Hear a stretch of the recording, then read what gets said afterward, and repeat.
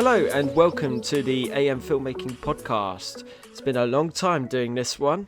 We're on to Star Wars fan films number 6. And I am joined by Will. How you doing, Will? Hi, Adam. I'm good. Yeah, I'm excited to see what we come out with in this one. Hopefully, some interesting opinions, and then overall, I think there's going to be a large difference in what we do come out with. So it'll be interesting to see what we come out with on this one. Yeah, I think there will be. I'm just trying to remind myself because we've both been delayed to get this one out because we've both been busy. Mm. You got your schoolwork coming back. I just had other podcasts. That this is like the third one I've had to film in consecutive times. That's been a long time coming. And then I had something happening on Sunday and Saturday.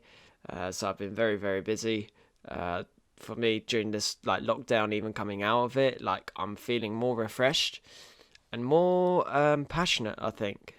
And I see, Will, you've collected a new hobby on Instagram.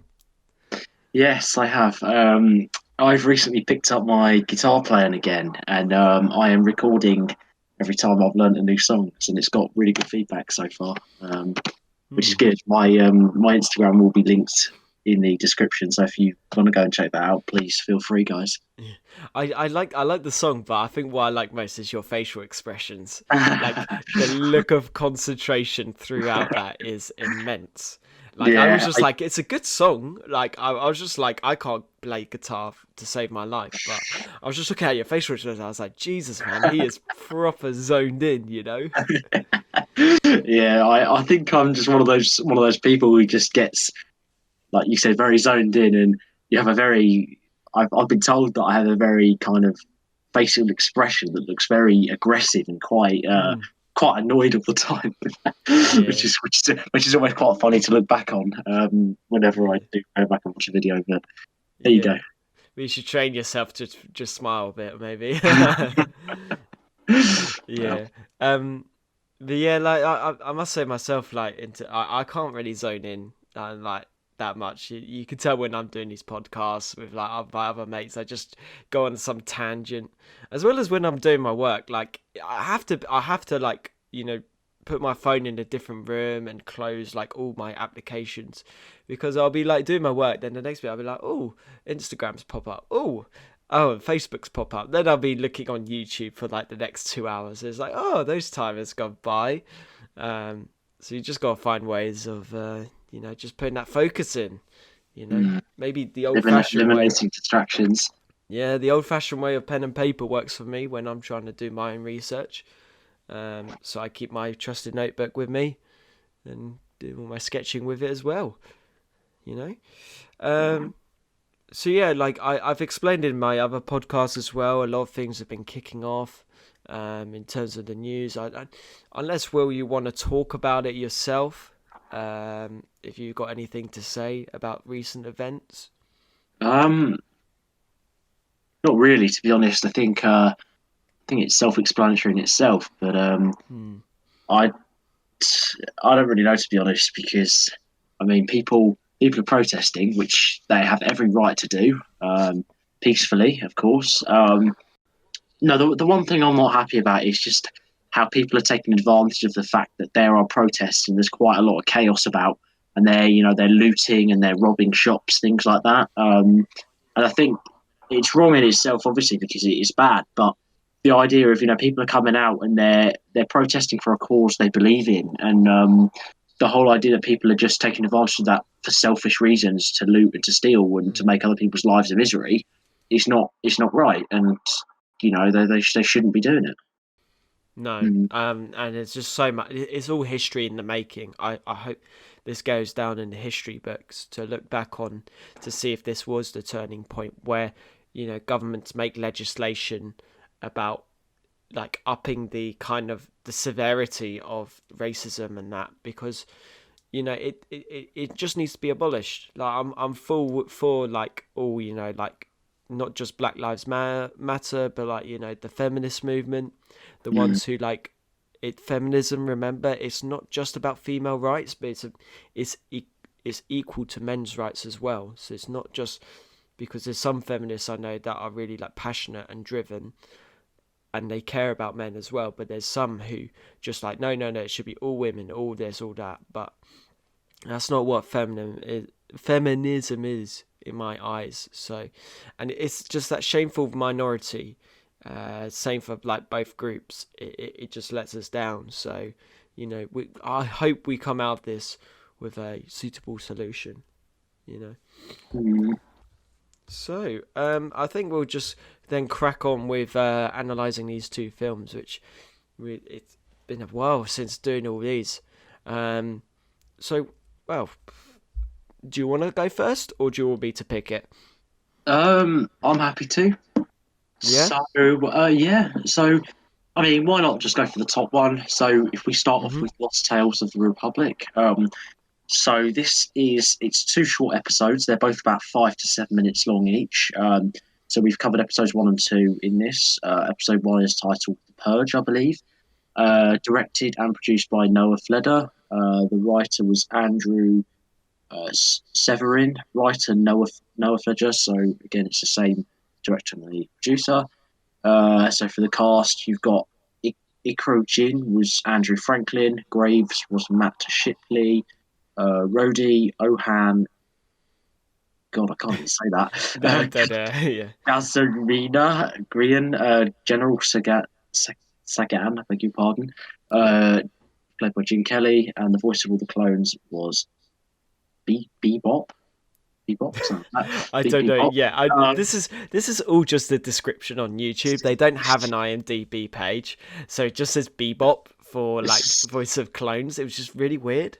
It's quite bizarre to me. And then you've got various other people. So you've got like, the editor, makeup artist, composer, people like that.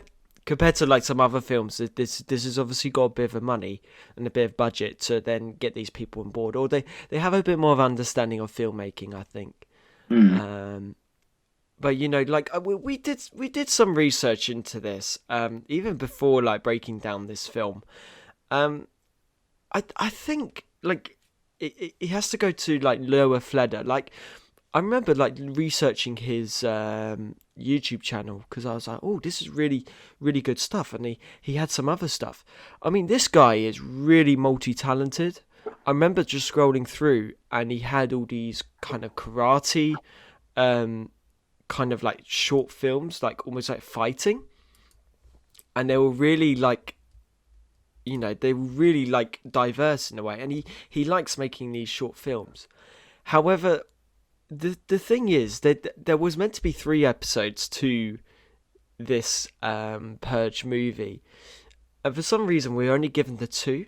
Now I don't know if that's because maybe he lost motivation, he wanted to focus on his other stuff that he's doing, which looks really really good. But I think the one problem I have is just consistency, and you can see it in the films. Would you not agree? Yeah, I do. I think personally, I would have liked, as you said, to see a third episode. I think it's very inconsistent just how it's done, and it isn't great. The fact that no third episode was produced. But yeah, I haven't really got anything else to add, to be fair. But No. no, I think it was inconsistent, as I said, and I'm not sure why he didn't produce it. Like you said, it could be lack of motivation. Maybe he didn't have enough money, or Mm.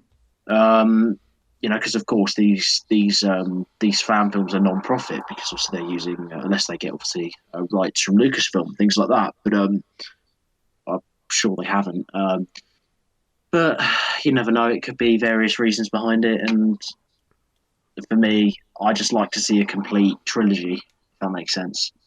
Yeah, I mean, like, all credit for like making these films. I know we can be harsh in reviewing these things, but like I say to anyone who's created something, at least you've created something. I mean, unless you know it's god awful, then don't put it out there. Obviously, just keep it to yourself. But as long as you make it, that's the main thing, and just try and share it with the world, share it with people. And if you're not that confident, share it with friends and family, see what they think, and then they can see your progression. That's the main thing. So if Noah is listening in on this, and he is listening to his podcast, and I'm sure he appreciate us like reviewing these 2 episodes, which I'm excited to do. Let's see if he can make that 3rd episode, because it could be a make or break. It could be really, really good, with the technology he's got. And obviously after Mm, lockdown, it could all change. So let's just hope for that. mm. So let's dive into this film. For me, I think the clone trooper costumes were fantastic. I thought they were really accurate to the films and TV series. They had nice colour to them. I remember Rhodey's colour had a bit of a blue tint. Then Graves, who is the clone ally who didn't turn when it came to Order 66, which we'll come on to as well. They just looked really nice and fit the story really well, despite like the location they had, I think. Yeah, so I can't agree with you, unfortunately, on the clone costumes. For me, I just found it was very blocky. It looked very artificial, very crammed, and it's quite a bold reference, but I found that they almost looked very wobbly looking at them. Okay. Similar, I'm going to put this reference out there, but similar to that of the stormtroopers in the Mm. original trilogy. I found that, of course, they were working in the 1970s and the 1980s, and maybe they couldn't get anything that was better. But I just found it was very representative of that, and I think for a film that's been made in the 21st century, I think they need to perhaps step beyond that approach and make it look a bit more realistic for my liking. That makes sense. I see where you're coming from, but like, I think that's really unfair for a fan film, because Really? I think, yeah, because I think he tried to put his heart and soul into it, like, because then we can say then episode 4, all the stormtrooper costumes were shit, which I then disagree, because the iconic stormtrooper costume came from those iconic series, and then the clone trooper costumes came from episode 2 and episode 3. Like if you Mm, compare to episode 2 and 3's clone kind of design, I think like in the films they're more artificial than this movie. And in this, I mean, in this short film, because they're just, they're I think they did a really good attempt in recreating it. Like when I seen the other clone troopers, they've like it's like another example is Vader Shards of the Past, which we keep coming back to. They didn't really feel real enough. This one just had that extra kind of like tone to it that it just stood out from the rest, in my opinion. Sorry if I had to disagree. no, no, um, no. Of course, there's different opinions and everything, no, I think it's interesting though because I'm obviously it's pretty clear, but I've got a very negative stance towards that, and the fact you've got a very positive opinion, I just think it's brilliant to actually, just compare them and just weigh up why we think that, and I think both arguments are equally as valid if you agree. Yeah, I think they are. Do you want to kick us off with a positive? What you liked about this? Yeah, I really liked the bond between the clone and the Padawan. I thought it was Mm. like a real audience connector for me. I just thought it was very similar. I can't actually remember which fan film it was because obviously we've done quite a fair few now. Uh, but there was one that we have reviewed where there was a similar bond, and I thought maybe it's a bit of a wild guess, but you could say perhaps one took inspiration from the other. But although as unlikely as it could be, even if they Mm. didn't, I just think it's a really nice inclusion and a really, really big highlight for me because of, if you're not connecting the audience to the overall story, you've kind of haven't really got the solid base in order to make a film what it could be. So like to fulfill its full potential, if you like. And I think just having the audience interaction, but audience connection, is really that foundation in order to build those blocks higher in order to get the film to a really, really high standard. If you see Yeah, what I mean no, I there. know. definitely see what you mean, and I must agree. I think a key moment was when Order 66 is announced, and I Mm, think the one of the clone troopers, Rhodey, was going to turn and fire, and then Graves steps in to say, "No, no, what are you doing?" Like, you know, and it gives the clone troopers that personality of it all, to kind of say, look, we need to think for ourselves. We don't need to follow our master or whoever it is who is barking these orders as such. And I think it was just really unique. Like, I think the other film you were referring to is the one with the stormtrooper and the girl. I can't remember the top of my head. um, Remnants of the that's it. Order. Yeah, that's it. Yeah, like but I think it's different because there's not really it's not like a romance, obviously, because I Mm, think in Remnants of the Order there was a little bit of romance because they knew each other from like shooting school or whatever. But this one was more a mature kind of apprentice and the trainer, but in a weird way where the apprentice is the Jedi and the trainer is the clone trooper, because the clone trooper is theoretically more experienced in war. mm. So I just really liked that. And there was some nice shots that really went with it. I thought cinematography was pretty good. Um, and I think there was also in episode 2 really some nice quotes, if I recall, from like the Inquisitor, but I will go into a bit more about the Inquisitor, how I hate her. But she did say the best line, which was, "Don't worry, that was not all the fun we're going to have today." As she ignites her lightsaber and then they go and do an epic duel. Um, so there was really nice bits as well as the music. The music was composed alright. It had a really good tone that guided the story in the right direction. Mm. Um, did you want to add anything? Um, as a positive, Yep, it could be anything. um, yeah, I thought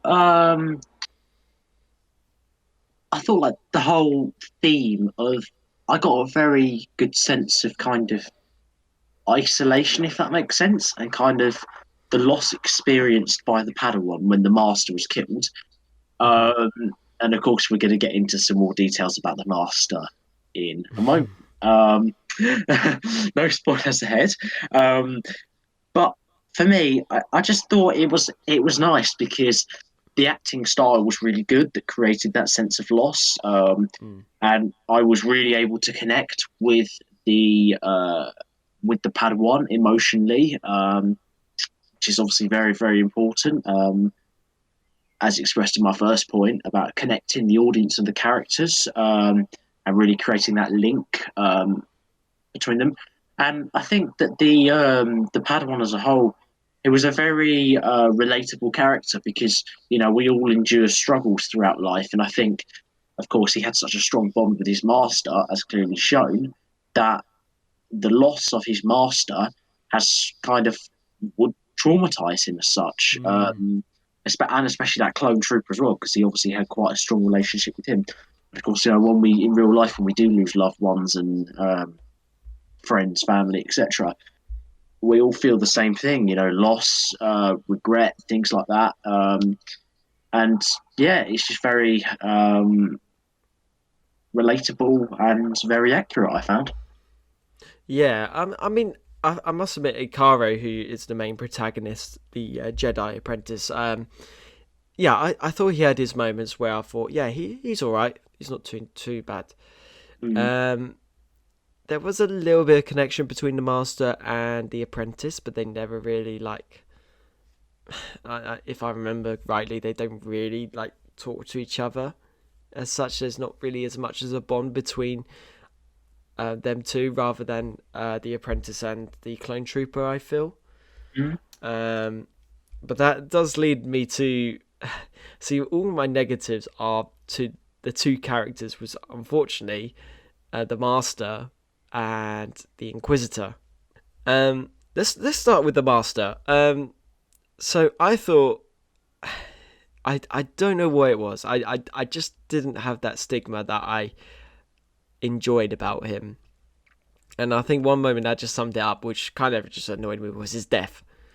I thought it was pretty shambolic. Where he's trying to fight them off. It's just like, okay. Then he's kneeled down, and the clone troopers are there. So I'm like, okay, I'm going to expect a shot to be heard, or they're going to do a clever way about doing it. Nope, they just cut to a black screen for like 2 seconds. You hear a laser blaster, and I'm just like, oh no, don't do it, don't do it. And then they just kind of chuck him into a corner, and he looks like he's having a nice sit down, just like he's done a 10k run or something like that. Like, it just looked so awkward and so weird to see. It was just weird. Yeah, I mean, looking at it now, I think I've kind of had a bit of a change of heart. I must admit, at first, of course, some things when you go back and watch them later on, you do sometimes change your mind, which I think kind of happened to me when you really go back and you really take things in for a second time. I've got to agree with you on it, to be fair. I think the Master's death, he was, like you said, he looked like he was just taking a nap. And I just found it just looked really pathetic in total. I didn't like it, going back and rewatching it. And to be fair, I don't even know what to say. It's just, if I sum it up as very, not unprofessional, because I use that quite a lot in these podcasts, as you've probably noticed. But it's just, I don't really know how to word it. Did it feel forced? I think that, like, there's ways of acting that you can do, and if you force something like to make it unnatural, then it just doesn't look right on screen, because you just know it just doesn't fit the story. Yeah. I think I've got something now, actually when you said that. I just think it just didn't fit Star Wars, like, or any film, in fact. Like, if you're gonna die, you kind of want a bit of drama in it. That's obviously not over the top, which is obviously going to be quite distinguishable between the two. But you want something that's nicely embedded in the middle, that doesn't look kind of, oh look, I've just been shot, I'm going to take a nap now. That's a great idea. So I think that would have been a better touch, and would have definitely made it a highlight for me if it was a better acting style, nicely embedded, and actually looks like it was relevant to Star Wars or any film as a whole, really. Yeah, I mean, I had so many alternatives of how the Master should have died. The Master could be fighting them off. The apprentice runs back, and then the Master's like, "Go, run," and then then the Master gets shot in the back. I mean, you don't need to show a laser blast. You could just show him pretending to be shot, and then they, like, maybe the apprentice and the Master have their last moments in that kind of way. It could have just been done in a better way. And then that's nothing to do. Maybe it is something to do with the writing or the direction, possibly. But it was a mix of poor acting to it. And speaking of poor acting, it kindly swifts to the Inquisitor, which I think is, despite her great line that she had, it was even worse. It was like the way I described it is an absolute messy pornographic witch. That, like, as harsh as that is, it just did not make any sense to the story. Like, she was in episode 2, and she would always bite her bottom lip and kind of waiting for Kara to come around the corner as he goes on this quest to find the I think it's the Jedi Temple or whatever it is. And then when she does confront him, I mean, if it was like if we established the Inquisitor in a different way, or if it was even a different film as a bad woman, or the bad guy as such, the antagonist, I mean, God, why am I using bad guy and bad girl? Then it would have made more sense of seductiveness when going around Ikaro. And I know she's trying to seduce him to the dark side, but you don't literally seduce the guy, like, then using seductive words. It's just creepy, like, because she looked like way older than the main character, in my opinion. So I don't know if you want to add on that. No, honestly, you've summed it up really well. I mean, there's not much more you can say. Yeah, she was very paedophilic in my mind. Very, yeah, like you said, it was very pornographic. The reference, quite messed up, as you said. And I think that's something more of a belongs in a psychological thriller or something like that. Hmm. Not really a 5 minute Star Wars fan film. But then, does it belong in any film? I don't know. And to be honest, in a film that is open for kids to watch on YouTube, I think that in itself, on a serious note, though, is quite wrong in my mind. I think that shouldn't be there.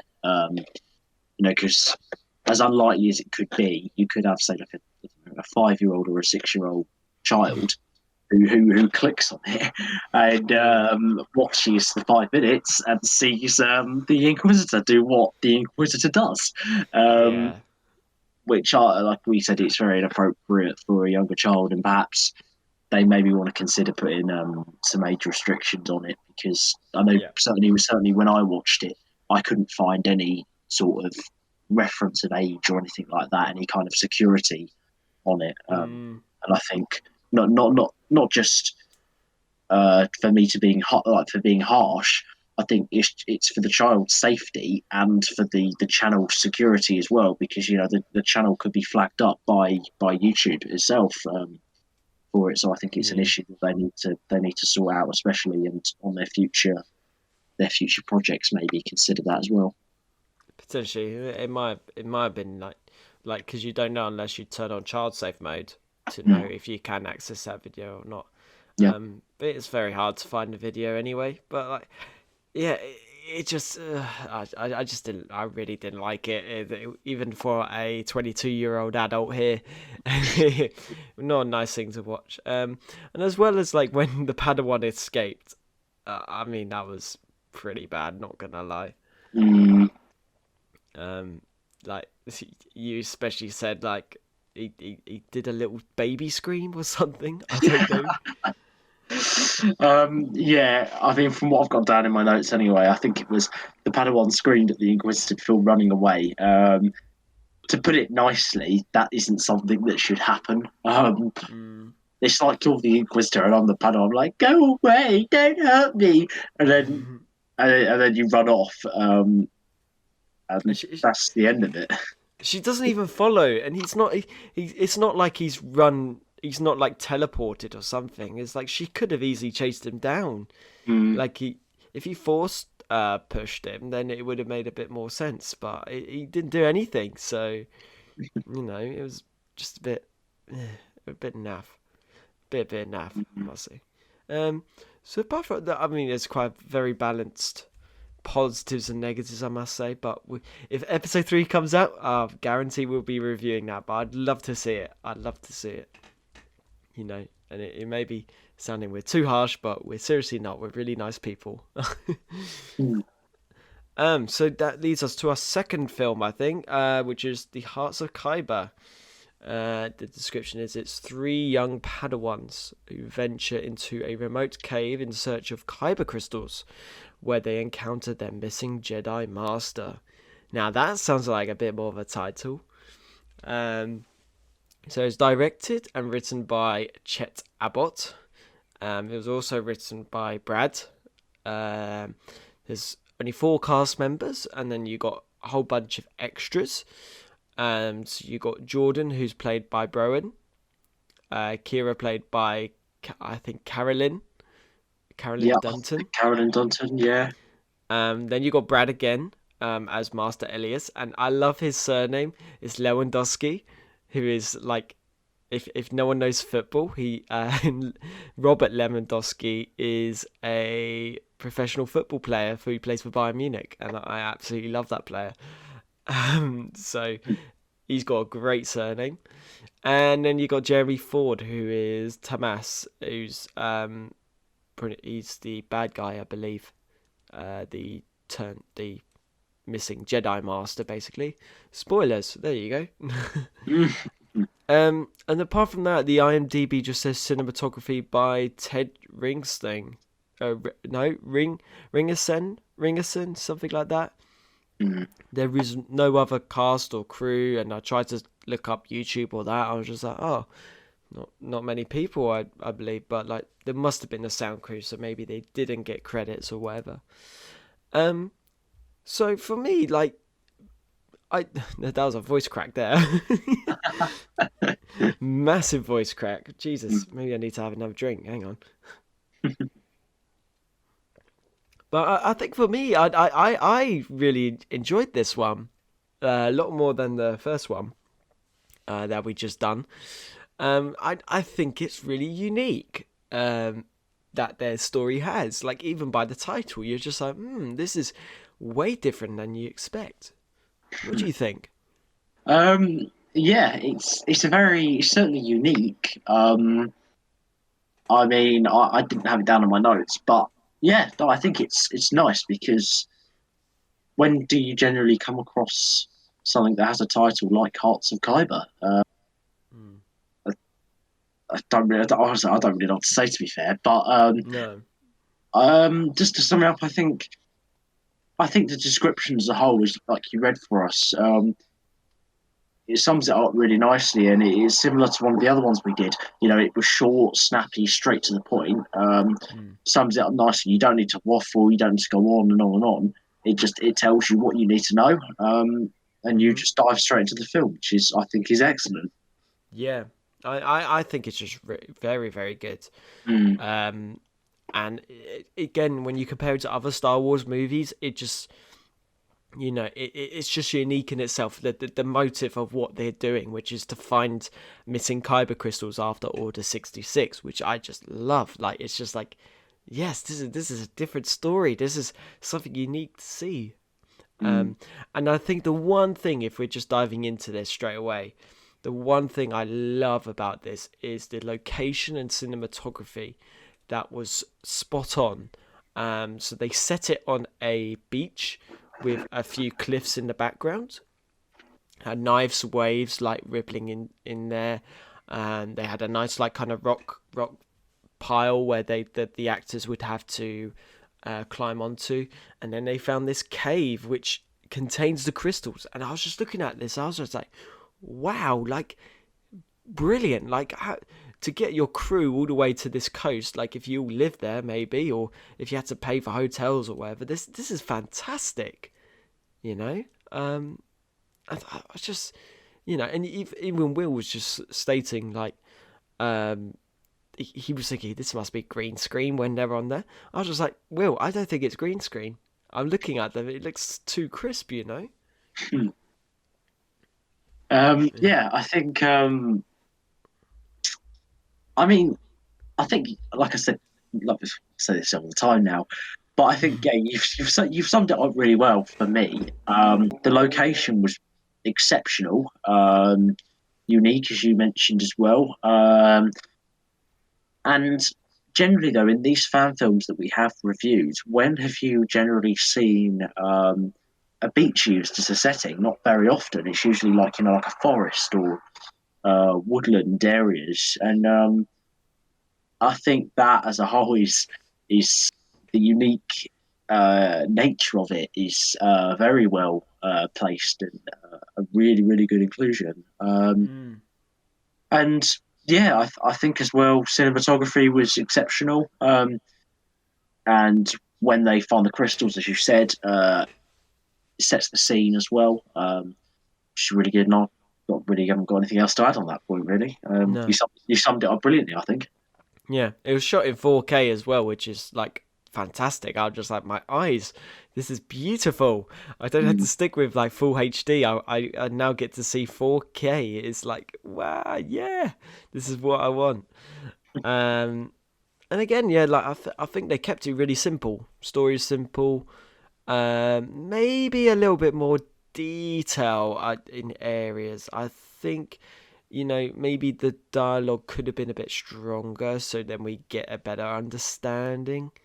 I think Mm. that's my critique for this film. What else did you like about this film?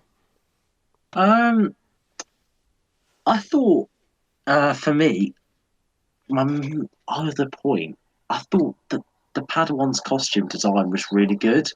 Um, I thought the alien species looked really, really realistic. I think that there was no improvement on my part anyway that I think they could have done. But yeah, I think that was one of the major highlights. Of course, costume design is very important in itself because it's the visual, not visual perspective, but kind of the visual idea that you're giving people. You want to set a high standard, and I think they did this very well. Especially because I haven't really seen a fan film, for me personally, that has done a really, really good alien impression, if you like, before this one. So I think Mm. this definitely is first up on the list for me regarding that factor, if that Mm. makes sense. What would you rather? Would you rather a better costume design or a better location? Because a lot of these fan films, we always we say, yeah, the location's really good, but then the costume's not very good. The costume's really good. Oh, the location isn't very good. Like, what would you prefer in these fan films to see? For me, I would rather have a better costume design. Well, summing up the reasons as I said before. Uh, for me, I think location, as long as it's suitable, I feel like costume design will definitely, for my liking, definitely raise the bar of that. So, for example, say if it's just like a normal, hypothetically, it's in a field, for example, and there's not much going on, but if you've got brilliant costume design, for me that suffices for that. It really covers it, which for me um, just allows them to kind of stay at a reasonably good standard for me. I'm not sure. What do you think on that?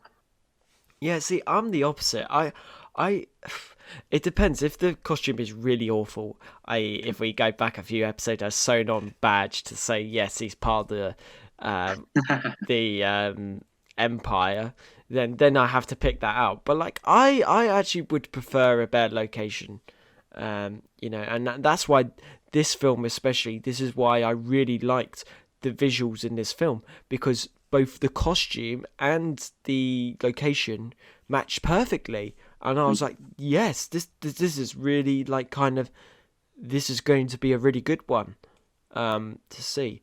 Um, it was just a shame that like and I forgot. Oh, of course. Before I get a bit critical, the practical effect where the Rock, so they meet up with the old Jedi Master who turns out to be the Inquisitor. Mm. And then there's a kind of force fight. I would say there's not really a lightsaber fight.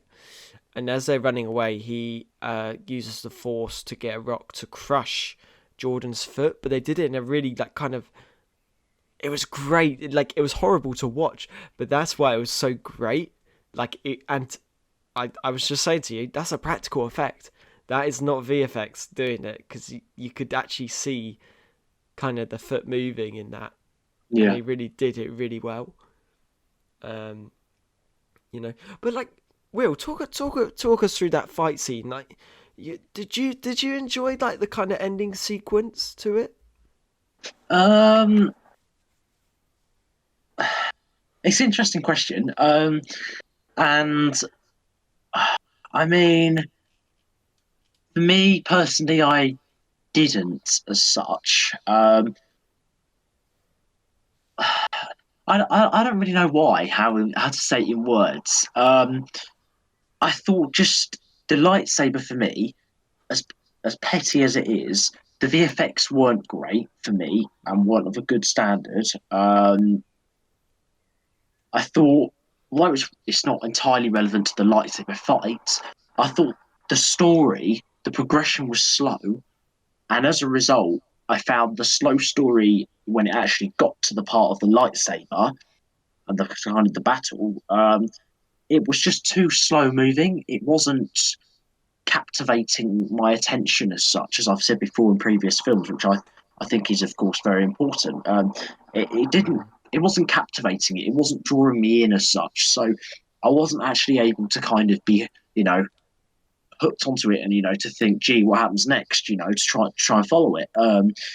And for me, a lightsaber duel, or a battle, whatever you want to call it, is of course essential. But I just don't think it lived up to my standard, if that makes sense. Mm. If It, I've it, worded it, that correctly. it felt a bit short, and it didn't feel like a final battle because Mm, it didn't feel like there was a purpose to a fight or something. Or if there was like a kind of chase scene, that would have been a bit more intense. I think the intensity wasn't there. I mean, I thought it was scary when the Watchers came along. I mean, I thought that was a really nice touch. Who are kind of the guardians of like the cave, and they kind of surrounded the Inquisitor that last bit. Um, but yeah, if they just made it that tiny bit longer to add in a bit more, like maybe that final chase scene or a kind of bigger final battle, it would have felt like a better story. Like that's what kind of let it down. Like as you watch through this film, it was just like it's not really living up to its full potential. Do you get what I mean? yeah.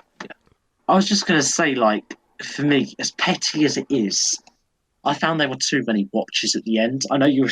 I remember you were saying when we were planning this. It's of course it's very important to have them as the kind of the guardians, if you like, of the cave. But I just found it was very cramped for me.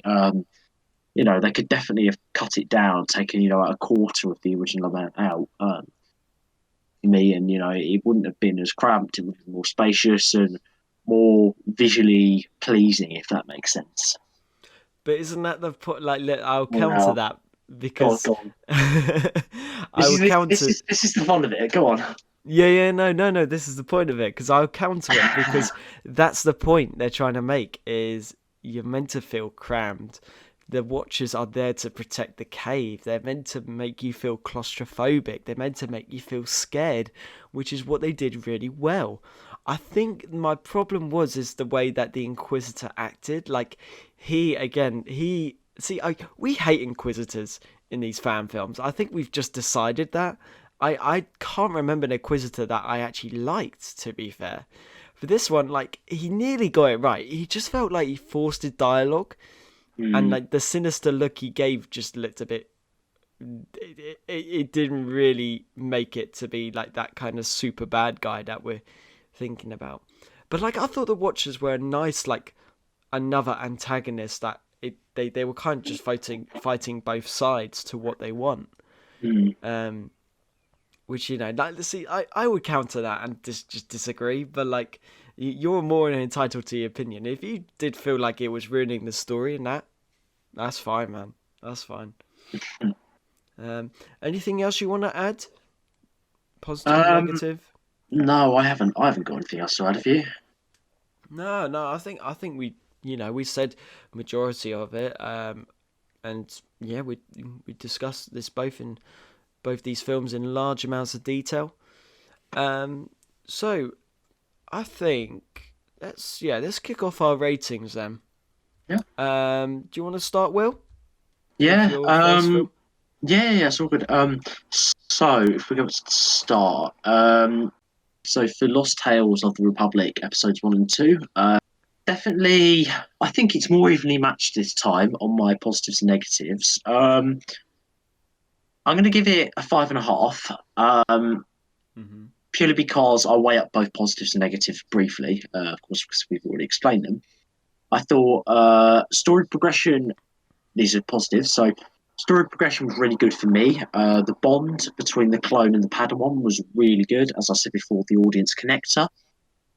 Scenery was well suited to the idea of the Jedi Purge. And kind of the sense of isolation and loss that I got off the Padawan was really good. And that definitely bolstered it up as positives. That would have, if with more, I could have got a 7, I think. But Mm. my issues were that dragged it down. Clone Trooper design, blocky, artificial, crammed. It didn't look good. as we mentioned, the Inquisitor's attitude and her kind of persona, if you like, was very creepy and inappropriate, as we said. I found the style of acting overall lacked a lot of clarity and professionalism. Um, Master's death again wasn't great. Looked really pathetic, as we both agreed. And just the fact how the Padawan, he kind of screamed at the Inquisitor and ran off, and there was no kind of chase scene. There was no height, no intensity, nothing like that. For me, that just dragged it down. Okay, no, that's a fair thing. See, I'm gonna be nice. I'm gonna give it a 6, because I think then you're talking at the levels of kind of what's the films again called the Uh, one Exile. There you go. that's it. Yeah, yeah. So yeah, it's not as bad as Exile because that's the level we're then talking at. I just did a bit of research there. So yeah, a 6 because I would love to see the final and third episode if there is if there is a 3-parter, because then my rating may change and go higher. Yeah, I must agree the Inquisitor was just a bad addition to it. The bond, I just want to see the bond grow between the apprentice and Graves, but I think the clone trooper died at the end, so I don't know where they can go from that. Yeah. Yeah, it was very balanced. Like, so 6 is just okay. It's not a 5.5 for me. And like Will summarized it really well. Right at the end of his part. Okay, then it comes to, I think we're going to come to Hearts of Kyber. So I'm going to give it the benefit of the doubt. I think for a unique fan film where they tried something different and to an extent it just about worked, I'm going to give it a 7. I just love the location. I love the costume. I love the concept. Maybe like the bad guy just be a bit better. I don't know. There's not such thing. Well, maybe like toning it down so he's not always playing that sinister bad guy, and extending that story. If we saw a bit more story in it, I think that would have been much better. So a solid 7 out of 10 for Hearts of Kyber. So for me, I would give Hearts of Kyber. Oh, it's tricky, but I would give it a 5, only What? because my negatives. Yo, Hang on. that's Let harsh. me That's explain. harsh. Let me explain. So, my negatives outweigh my positives 100%. I thought I'll go with the positives first because I'm a positive guy. The panel's costume design I thought was really good, Mm. uh, and we said the alien one I thought was good. Location setting was good, and the watchers did fulfil their purpose of making you feel scared and surrounded by mystery, etc. Negatives for me. Story progression was a main factor for me that lowered the quality of my rating. It wasn't fast enough for my liking, and a slow pace means guaranteed you're going to have a bad film, i.e., as shown in Star Wars: The Last Jedi. Um, I think. Hang on. He's We're making getting there. We're getting there. comparisons to The So, Last Jedi. I can't believe this guy. so, hang on. So, the VFX I found for the ship and the lightsaber and VFX in general was not good. I think more time is needed on the overall story and it needs to be padded out better, i.e., if the pace was increased slightly, then you can pad it out more nicely so it flows. This just was very jumpy and it wasn't to my thing. Um, Timing as well. I thought the former master, when he was revealed to be the Sith, was too quick, and it wasn't necessary as a whole. I found, and minor point, there were too many watchers at the end of it, and it was cramped, claustrophobic, and all that, and that's why I've rated it as I've rated it. There you go. Jeez, man. Fair enough. I thought you'd be higher. You know, that's about the same rating as The Last Padawan and just about above Exile. Like, are you seriously lowering it to that degree? I honestly, I didn't feel this one, and I felt other films like, yeah, this is going to be a good film, or no, it's not going to be. And for me, this just didn't hit the standard that I wanted it to Oh, hit. man. It feels like my seven's a bit too high now. I mean, visually loved it. I mean, the story was there. I don't know. This is the first time we've had a proper split opinion on this, so yeah, that's interesting though. But you could check them out, both these. So if you both disagree with us, you could say this is the best film of all time. Feel free to watch it. There are links down below in the description. And you could obviously give their support as well. Like, we obviously want to support these fan films, as you know, they give us uniqueness to the Star Wars universe. And I think that's it for today. Like, you could check up all our podcasts on Spotify, YouTube, and SoundCloud. I am starting to catch up on YouTube. I am a bit slow in uploading it onto there, but Spotify and SoundCloud is doing me bits at the moment, so you can obviously follow through that. And of course, you can follow Will's channel.